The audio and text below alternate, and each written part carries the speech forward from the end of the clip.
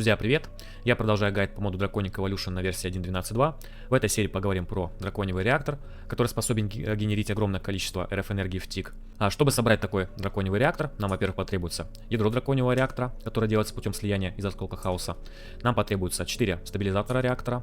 Нам потребуется 2 энергетических ограничителя и 1 инжектор реактора.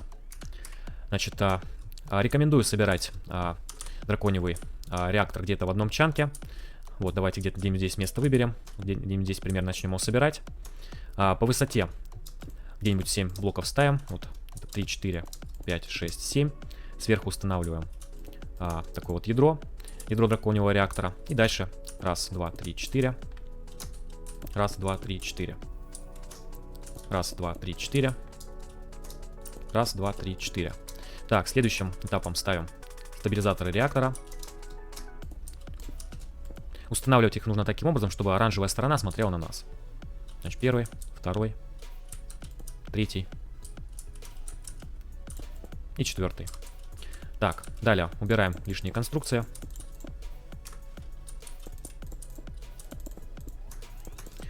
Оставляем здесь один блок, на него поставим энергетический ограничитель, таким образом, чтобы стрелочка смотрела вверх. Сверху на него шифтом ставим энергетический инжектор реактора. Далее такой же ограничитель мы ставим какого-нибудь из стабилизаторов. С помощью него мы будем, собственно, энергию от нашего реактора забирать. Вот, причем стрелка должна смотреть именно таким образом. То есть от нашего стабилизатора мы энергию забираем.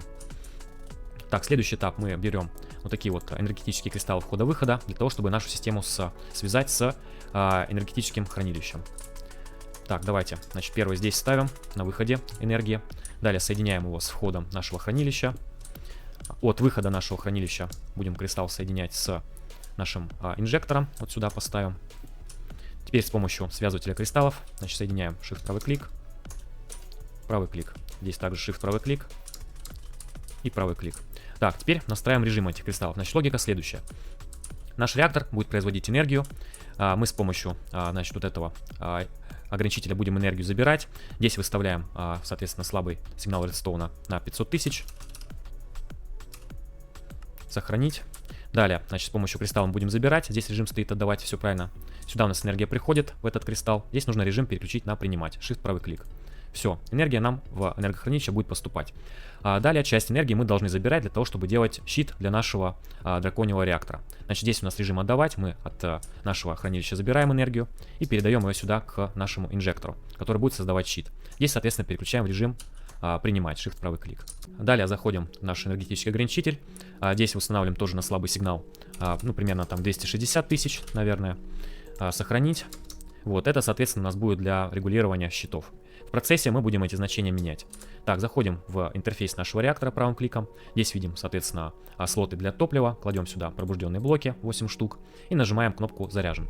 То есть эта кнопка, на самом деле, не совсем правильно переведена. Имеется в виду означать зарядку нашего реактора. Слышим такой звук характерный, да? Зарядка пошла.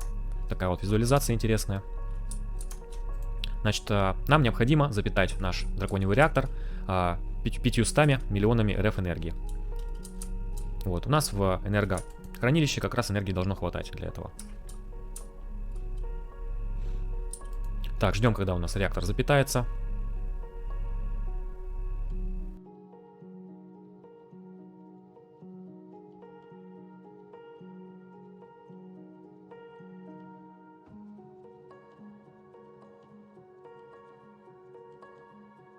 Итак, вот у нас насытилась энергия до 500 миллионов. Сейчас начнет нагреваться ядро. Когда у нас дойдет температура до 2000 градусов по Цельсию, мы сможем активировать наш реактор. Ждем, когда у нас нагреется до 2000.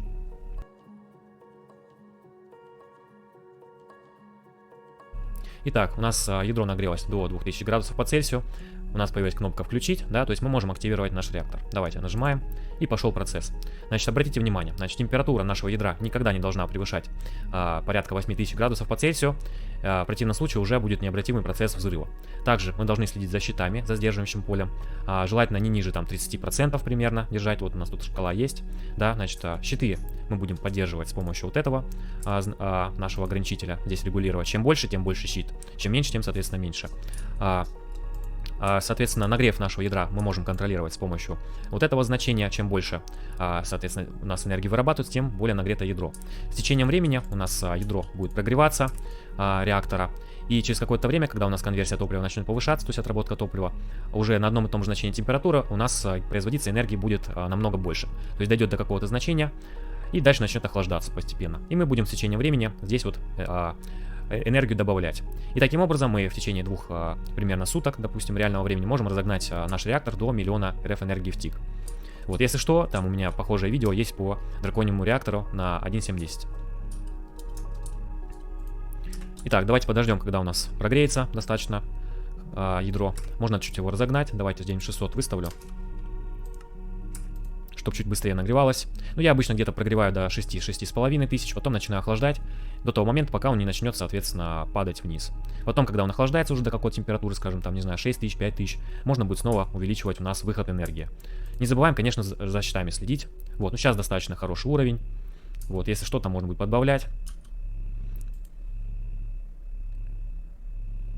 Вот, прогрев идет. Давайте еще, может быть, где-то до 7,5 прогреем.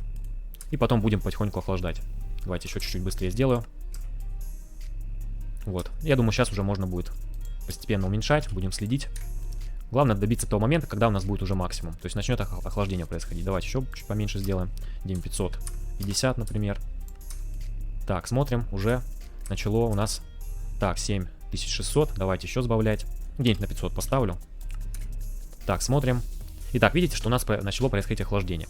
Все, мы добились того, что у нас уже как бы некая критическая точка как раз будет ниже 8000. Далее ядро будет постепенно остывать, и через какое-то время мы сможем постепенно вот так вот добавлять выход нашего реактора. Давайте проверим, что у нас энергия поступает. Здесь проверяем. Да, видим, как у нас энергия стала копиться, да? Вот мы сейчас, получается, 500 тысяч РФ в тик отсюда получаем энергию. 260 мы тратим на то, чтобы создавать щит. И разницу между этими значениями мы, соответственно, получаем на хранение в наше энергохранилище. На щит можно даже немного подбавить, если нам слишком много. Допустим, там, не знаю, 240 поставить, да. И смотрим. Вот, главное, чтобы щит не опускался там ниже, там, не знаю, 35% примерно. Вот. Ну, как-то вот этими значениями играться. И, соответственно, у нас уже это ядро будет спокойно, стабильно работать. Итак, давайте рассмотрим ситуацию, когда что-то может пойти не так. Во-первых, у нас может слишком быть слабый щит, да, то есть мы здесь слишком слабое значение выставим. Либо у нас, наоборот, произойдет перегрев, то есть мы слишком сильно перестараемся с разогревом. Вот, по идее, еще может реактор взорваться, если у нас перенасыщение с энергией произойдет, то есть у нас энергохранилище будет переполнено. Но я с такими ситуациями никогда не сталкивался. Давайте посмотрим, что произойдет, если я перегрею наш реактор. Давайте его разгоним, например, до 1 000 000. Попробуем сразу. Вот так вот. И посмотрим, что произойдет.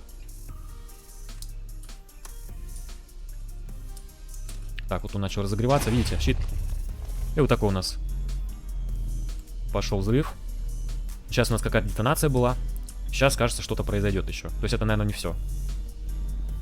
Такой звук пошел стрёмный. Так, я надеюсь, в драконьей броне и в креативе, поэтому, ну, посмотрим. Итак, у нас пошел отсчет, да.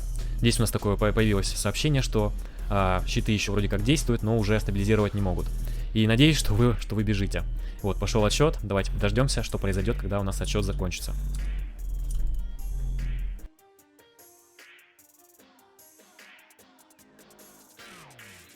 Итак, осталось 5 секунд. 4, 3, 2, 1. Итак, взрыв был настолько мощный, что у меня вылетел даже лаунчер. Ну, это, по всей видимости, было связано с тем, что у меня шейдеры были включены. Видите, я сейчас отключил их. Ну и последствия взрыва, я думаю, вы сами можете созерцать. Здесь образовалась вот такая вот огромная воронка. Если не ошибаюсь, где-то в радиусе от эпицентра 50 блоков.